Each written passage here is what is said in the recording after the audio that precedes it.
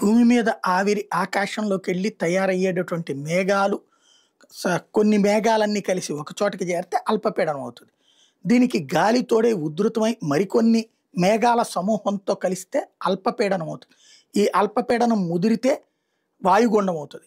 ఈ వాయుగుండం ముదిరితే తీవ్ర వాయుగుండం అవుతుంది. తీవ్ర వాయుగుండం ముదిరితే తుఫాన్ అవుతుంది. అది తీరం తుఫాన్‌గా దాటొచ్చు, లేదా పెను తుఫాన్‌గాను దాటొచ్చు. మొన్ననే మోందా తుఫాన్ ఎఫెక్ట్ చూసాం. ఇప్పుడైతే 2 రోజుల్లో తుఫాను ఏర్పడే అవకాశం ఉందంట. ఎందుకంటే బంగాళాఖాతంలో 2 అల్పపీడనాలు ఏర్పడడం వల్ల.